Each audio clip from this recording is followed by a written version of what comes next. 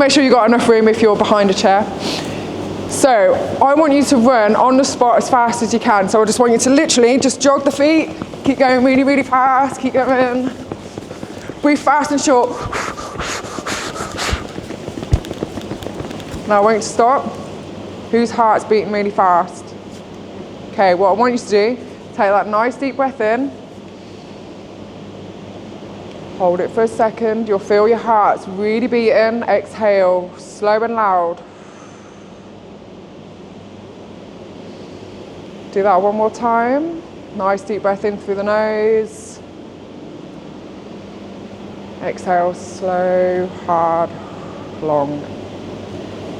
Just take a seat. Who found a benefit from the breathing after the running? Yeah? What tends to happen when a lot of us are dealing with shit in life, and as I said, I know some of you, I know there's a lot going on, it's always going to happen. There is a way you can not get carried away and let all this rule your life. The breathing is one way you can do that. It's always at your disposal, and it helps down-regulate the stress response, okay? So in terms of your central nervous system, there's two. There's fight and flight, and then there's rest and digest. Yeah, it's the calm, that's what we want. So before you're eating, take a deep breath. If you're worrying about somebody's gonna moan because you're taking your time eating the meal because you deserve to, take a deep breath, because that problem is theirs, not yours. Yeah? Do it if you feel like you want to slap somebody too. Yeah. Take a deep breath. It is the fastest way you can take back control. Any questions on this bit so far? No? So, brings me on to menstrual cycle, menopause, and it is going to affect every single woman here if it hasn't already. There's a point in our menstrual cycle when we're going to feel more agitated because of the fluctuations in those hormones, okay? That has an effect on our brain. That's why some of us experience more anxiety, more PMS symptoms. We may feel depressed, and some people go through that cycle month on month, okay? We can have normal PMS where we just feel a little bit shit, more angry, and then there's people that can suffer with PMDD, which is where they have moments throughout the month, every single month, where they feel really depressed, maybe suicidal, not like themselves. And then we hit perimenopause, and it's like you're a teenager again, and how you felt when you were 16, it all comes flooding back, changes in your periods, and it's confusing. So when we're having to deal with all those changes, our brain's super sensitive to those fluctuations in hormones, we're going to have more of this going on. Because when we're feeling anxious or depressed, the last thing we want to do is eat some chicken and broccoli and potatoes. Yeah, because you just don't feel like yourself. Going back to the mindfulness stuff, if you can keep a track of your cycle, you can become aware of how you're feeling and the moods. And it could be simple things like you're just not feeling like yourself, you're not feeling happy, you're feeling more tired, you've got backache, you've got more wind, you've got more belly troubles, because it is a never-ending cycle. When we've got all these hormones pumping through our body, it has a massive impact on our gut, on our brain, on us. Yeah? Any of you deal with IBS symptoms and bits like that? Okay, so again, major impact is because of stress. When we're stressed and we're eating, our body isn't able to digest effectively because we're not actually giving it a chance to, okay? When you're menopausal as well, the changes in the gut lining because of the hormones mean we are more likely to experience more food sensitivities, intolerances, more bloating, more gas. Then it comes down to how well are you chewing your food and eating. Now we do have a poo nurse here. What is your professional title, Jo? Clinical nurse specialist. Okay, Yeah, so she deals with a lot of patients with stoma bags, and I don't know if you're all aware of this, but there are more people actually having surgeries with bowel removals and having stoma bags put in. Okay, a lot of that can be stopped if you pay attention to the food that you're eating. Correct me if I'm wrong, Joe. How you eat your food and just paying attention to your body. If we can control the stress and eat in a more calm way, where you're not rushing through, you're not rushing to get back to work, you're not rushing the meal because the kids are playing up, you're not distracted, you're chewing your food properly, you're giving your body a chance to actually break down the food even easier to distribute the nutrients, and you're not going to get the blockages. And again, it comes down to the foods that you're eating. If you know you get some symptoms from certain foods, ask yourself why you're eating those foods still. Yeah? Is that spot on, Joe? Yeah? Any questions from that bit so far? No? Okay, so we're all doing good then, yeah? Ah, this is pretty easy. Right. So, last bit, I'm just going to rub that out.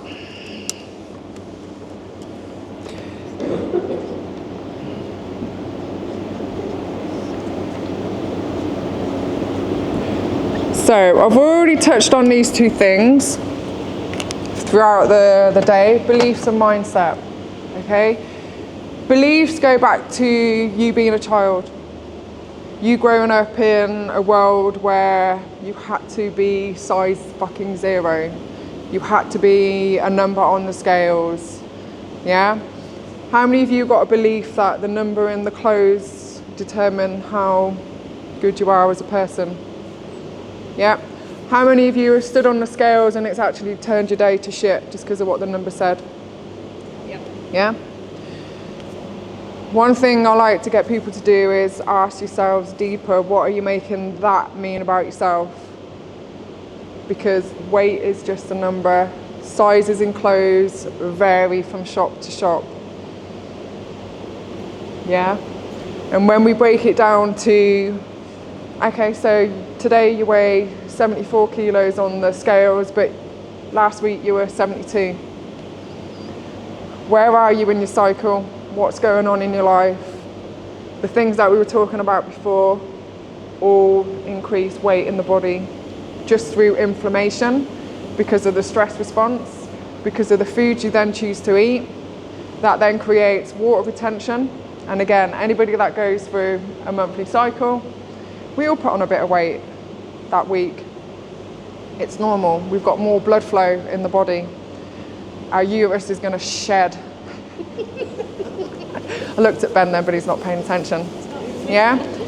And then it's the food that we eat. We naturally become more hungry because our body needs a little bit of extra food because one, it thinks it might be having a baby, and two, then it's got to get rid of stuff. Okay? So when it comes down to the beliefs and the things that we tell ourselves, they're all lies. Every single one of them. Every thought you have in your head, unless you're somebody that's going, I'm fucking amazing. Yeah. They're all going to be lies. Nothing on the scales determines who you are as a person and what the rest of the day entails for you. Only you can do that. If you make yourself believe that the number is everything, you're going to make choices that align with that. So if you wake up and you step on the scales or you can't get into your outfit, how does that then determine what you do next? How does that influence how much food or the foods that you do eat? Feel shit, eat shit. Yeah? At the end of a stressful week, open up a bottle because it helps you relax, it helps you switch off. All these things come down to the beliefs and the habits and the behaviours that you've just developed over time. Because at one point it would have been all right at the end of the working week, pop to the pub, have a couple of pints with your mates, maybe make it last all night, do it again Saturday. We could get away with that. Yeah? Now we get carried away with life. It's end of the week, it's Friday, gonna open a bottle, gonna get a takeaway, can't be bothered to cook. Yeah? And these two things are kind of linked, and I've touched on it throughout, because you are in charge of how you think and feel and what you do next and the choices that you make. If you're feeling shit because you've told yourself the numbers or the clothes size that you've got mean something, or your boss is pissed off because of something that's happened at work, or your partner's in a mood, are you at fault for any of those? Is any of that your responsibility? Are you responsible for making other people happy?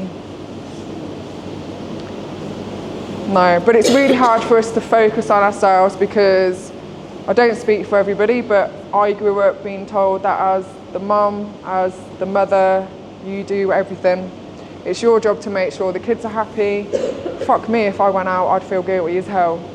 When I started going to the gym, I'd feel guilty, so I ended up doing it before the school run. It's good for you. Yeah, it's good to do things that you want to do, and it's not selfish. It's hard to tell yourself that, isn't it? It is really hard, but then it comes down to why, because if you look at the people around you or the people that you live with, are they doing what they want? Are they thinking about what you need and how you're feeling? You know, and this is something that I am really passionate about. One, because I've got two older children, a 24-year-old, 21-year-old, having really shit relationships, and trying to get them to put themselves first and their happiness ahead of everybody else, ahead of them thinking, but he's good sometimes, or yeah, she's not like that all the time. I'm like, but this is constant, and it's negative, shitty behaviours, and they're both responsible for it. And I talk to them because I was also guilty of doing that. I stayed in relationships that were really fucking unhealthy. Domestic abuse, physical abuse, emotional abuse, because they were nice sometimes, you know. They looked after me, they paid the bills. I was fortunate to be a stay-at-home mum. Didn't fucking like it. I lost my freedom trying to make somebody else happy, trying to see the good in them, scared shitless if I did something wrong, if the house wasn't clean. And, you know, it happens. And that came down to my own boundaries and beliefs of myself, because I believed that I had to just do all this, that I had to keep him happy, and it was my job. But it's not. And the same happens when you're at work. It's not your job to keep the place running unless it's your business. Yeah? Bit of a negative note there, I know, but you do have the ability to work on this in great detail. And it is uncomfortable to tap into those kind of behaviours and the way that you constantly self-sabotage and the things that you do in order to keep people happy and keep showing up at work when you're miserable, because of the financial security, because you're scared of what will happen next. But the one question I will ask, and I will always ask my clients, is, but how are you feeling about it? If you're not happy, why are you doing it? What can you do to change it? Comes down to communication and really understanding what your values are as a person, how you want to look and feel, and what you want to do in life. Because you're the only person that can actually do that. Yeah? Thinking we've had conversations and that, it's so easy to say this to someone else, but it's just so difficult to Yeah. you can't Yeah, of course have it that is. conversation with yourself, but I'm very good at saying, oh, you should do this, why would you Yeah. do that, you know, be Yeah. confident, be this, be that, and then you actually look at yourself Yeah. and go, okay, why am I not doing that for me? And we all are, but the one question that I would ask is, why don't you believe you're worth it? And it's an emotional question, you know, and I really don't want to open up a can of worms here, but these are just really fundamental things that we gloss over because we're not told to think about ourselves. We're told it's selfish to put yourself first. How many of you heard the phrase or been told the world doesn't revolve around you? Yeah? But it does. Like, ultimately it does, because this is you, this is your world. You're not here to serve other people and make other people happy. You're here to guide and support, love, share kindness. Have compassion for other people, because you don't know what people are going through. This is the whole be kind movement, you know. My ex was an arsehole. absolute fucking dickhead, cruel man. Yeah? No, he was. Proven by the courts. But I understand his pain, I understand why he does what he does. So I move on with my life. But it took me 12 years to do that. You know, we're scared to stand up and say what we really think and feel because we don't want to upset someone. We don't want to lose the person that we love. They're not always bad, you know.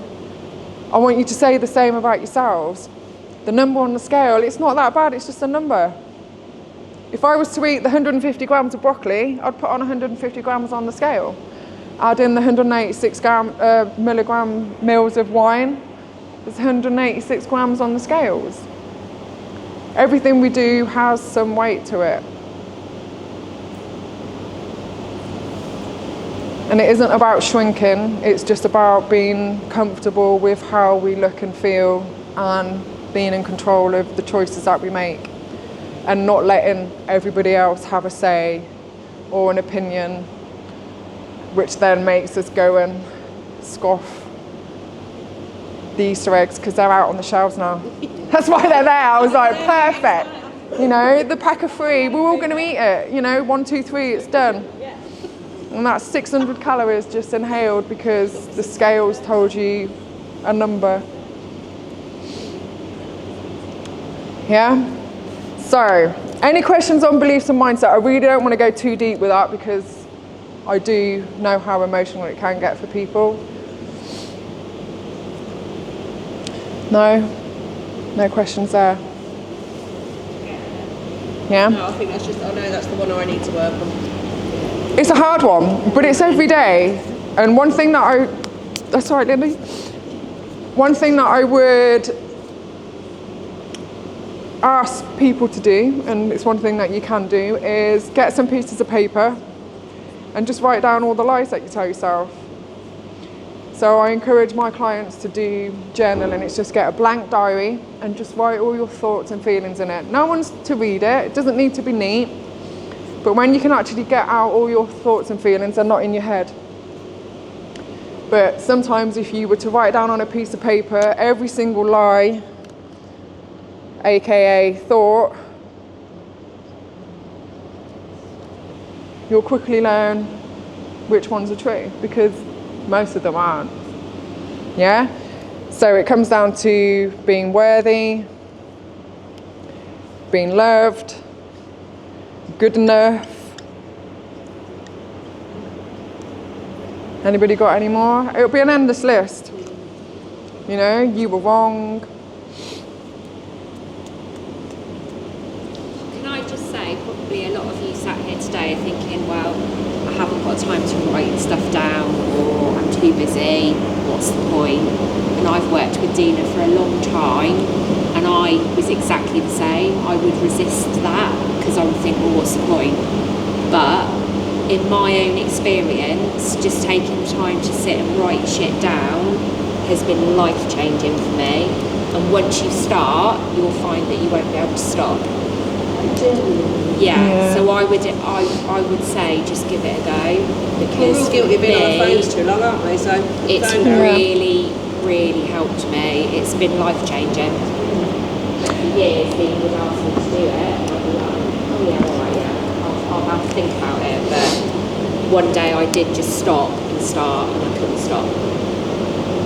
Just couldn't stop writing. So much stuff came out from like childhood, and it really helped me to understand why I am like I am and work on those things. It does come down to, my nose is dripping. A lot of, like Joe said, a lot of it is coming down to what you were told when you were growing up, or what ex-partners have said, or what your friends have said, and the disagreements and the fallouts that we've had. And we hold on to those, you know, and it's normal because we all want to feel connected with other people. And a lot of the times our own anxiety and how we feel is because of our own actions and beliefs and the lies that we tell ourselves, because we're catastrophizing everything. We're already judging ourselves before we stepped out the door. You're probably overthinking things and planning out how your day's going to go and what you're going to do if you get to work and your colleague says this because things have been, it's all these little things that you constantly play over in your head, and it creates stress. Whether you want it or not, it is increasing the cortisol, the adrenaline in your body, because you're constantly going to feel anxious. Sue pointed out a good thing about being on your phone, and it comes down to distraction. And if you've ever watched I can't remember the guy's name, it's just gone out of my head, good old menopause. Is it Steve Jobs? iPhone, Apple? Yeah. So he was the creator of it, and he wouldn't even let his own kids have it, because it's just a distraction tool, and when you get into it, it's nothing but negativity. Even the local notice boards. I know a lot of people that just call it the busybody board. Somebody's always moaning on there about something, and the question that goes through my head is, wow, they really don't have anyone to talk to. Moaning about people moaning now, aren't they? Yeah. But it is one of those things. It's like, if you have to put yourself out on social media to complain about something, or the old, oh my God, shit's never going right, and it's inbox me, hun. Look at the other side. These people have got no one to talk to, and yet we're all on there scrolling through Instagram, comparing ourselves to everybody else. Even I'm guilty of it. As a business owner and somebody that really wants to help people, I look at other people doing it and I'm like, oh, they're already doing it, I won't do it. Or I'm not good enough to be out on there, but I keep showing up. And then Facebook, it's like, does anybody see it? Does anybody really care? It's like, I've got people I can talk to. If I've got a problem, Facebook's not the first place that I go to. Unfortunately, it's my partner, and he gets a right earful. But it's like, I don't shut up. But a lot of us don't have that, and that is one of the other things, not being social with people, not having that connection, not feeling like you belong, has a massive impact, because it makes us isolate, and when we isolate, we create more problems. And then we eat and we do things for comfort, and it's always food or alcohol. And again, back to the hormones, it does light up our brains. It gives us a dopamine response, which is our pleasure and reward system. So we constantly seek more, and the phones are designed to do that. You ever get a notification from some random, Facebook's just popped up notifications, and you look and it's, I don't even know that person. Yeah? Because they want you to be on the phones. Stay off it. But the world is designed to keep you distracted. And sometimes I say all this and I feel like I'm going down a hippie route, but I'm not. It's... Yeah, I don't need any more trainers. But it is, between the sponsored adverts and the notifications and all the drama, they want you to be on your phones. They want you to be disconnected. It's the same as Netflix. How many hours are you actually spending searching for stuff to watch, watching stuff? Because I could be there for an hour before I've chosen something. An hour of my day is wasted trying to find something. Yeah. And then we sit there and watch. What you agree on? Half the time I don't care, because I'm not paying attention anyway. It's just there to help me down-regulate. Because my brain is something that is constantly on the go. I'm thinking about tomorrow, what to do, have all these great ideas. So for me, it is to dumb me out so I can get ready for bed. Yeah. Any questions to wrap up this morning? One thing I did want to just quickly cover, because it was put in the form, was healthy at any size. I am anti-body positivity because I think it gives the wrong message. But that's not to say you are unhealthy or you can't be a bigger person, because we are all different sizes, okay? Ultimately, it comes down to, how do you feel about yourself? And my problem with body positivity was that the message got put out wrong, okay? Body positivity is something for you to feel comfortable about yourself, not for the world to accept you as you are. yeah? Because we can all be overweight, we can all be a little bit taller, we all have cellulite, we all have rolls, we all just look different, yeah? We're never all going to be the same size. So for me, body positivity in that term is for you to accept yourself, for you to feel good about how you look and how you feel, and it's to be confident as who you are as a person. Healthy at any size, and I think that is going to be pushed out a little bit more. Yes, you can be healthy at any size. Absolutely you can. You could be somebody who's 60% body fat, coming to the gym, doing daily walks. You are doing healthy things. Think about it the other way. Are the actions that you're taking getting you closer to where you want to be? Or are they pulling you further away? In terms of body fat percentage and what somebody looks like, we're all going to look different. So if I have 30% body fat, that's going to look different on Claire if she's 30% body fat. Okay? A healthy body fat percentage is about 40% for women. Okay? It's not as skinny as people think. And to be below 18% is actually unhealthy. So there's no right or wrong. There's no kind of ideal that we all need to fit into. It's, are we doing the best to make ourselves healthy? And that's not just the food we eat. It's not just how we look. It's not the clothes size that we wear. It's, are we in control, or are we constantly doing things that distract us and pull us further away? So you can think of it as two roads. You can go left and keep eating all the biscuits and the chocolates and watching the Netflix and scrolling on your phone and being completely disconnected from everything. Or you can turn right and eat balanced meals, enjoy some chocolate, enjoy some wine, switch off in a better way than just scrolling on your phone. And you can say, I'm going to enjoy the wine because it helps me relax at the end of the week. And that's okay, because you've got awareness of why you're doing it. And then it's just meeting things in the middle. And for me, that's what balance is all about. And that's healthy, because I'm not someone that just eats plates of broccoli. I eat all the things that are on the little table, and I don't eat 100 calories of it either. Yeah? So it's all the little things that we do that make us happy, make us feel comfortable, and get us to where we want to be. How's that been for everybody? Good. Yeah? Yeah, I think I've been zigzagging across each road. Yeah, but that's going to be life, you know. And even when in terms of weight loss, it's never going to be a straight line down. It's always going to fluctuate. But eventually you'll get to where you want to be. But your weight doesn't necessarily mean you're going to be the body shape and size that you want to be. So sometimes it's learn to let go of, the weight or the number, and learn to be comfortable with how you look and feel.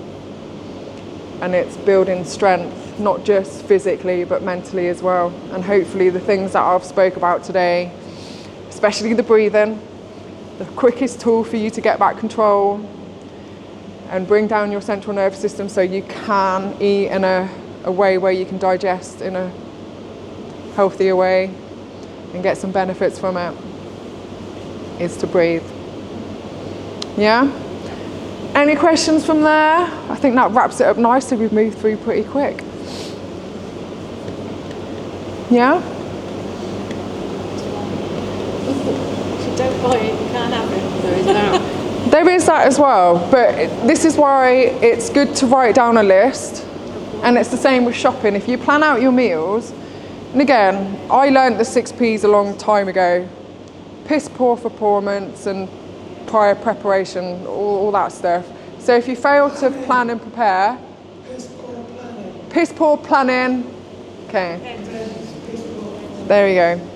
So it's just, if you plan out your meals and you know what you're going to have for the week, and you just go and buy that, if you want anything else, you've got to go out and get it. Yeah? Awesome. And lift weights, ladies, honestly. Especially as we get older. It doesn't get you big and bulky, I'm still trying. 12 years of trying and it's not working. But again, the only thing that gets us big is the calories. Yeah? Thank you, ladies. If any of you have got any questions or you want to speak to me after, that's absolutely fine. I do have some special offers. One is the 28-day shred, which is just 4 weeks putting you through videos and more educational deep dives of all this, so you can start planning, being more aware, having more control. So that's on offer for £99, or you could consider working with me longer term. But that dives more into the therapy side, your beliefs and your mindset, and it does get quite emotional. Just doesn't let you get away with it. I don't. But it does help you. So again, purpose of today was just to give you all an insight. So I do recommend you take a photo of the 100 Calorie Club. But yeah, if you've got any questions after, reach out to me, and I will send this through email, but if you can just do a little feedback, that would be great. Just basic questions, so I'll pop that there. So you can scan it and then it will take you to the form. But yeah, I think that's all for today, ladies. Thank you very much. Hopefully you've really got something from it. Thank you. Oh no, even I was depressed. I walked in and I was like, babe, I said, that's a serving of pasta, 300 calories. He was like, what? Honestly, it's disappointing. We probably have, well, he eats about 3 times that amount, so that's 900 calories. I was just like, wow. But it's funny, it's sometimes you just bulk it out to make it go further, but then you end up eating more. But this is where the bowls have got bigger as well. So if you were to put that in a bowl, there's hardly anything there. Yeah. But trust me, when I do say like eat slowly, you'll be surprised at how full you get. Thank you, ladies.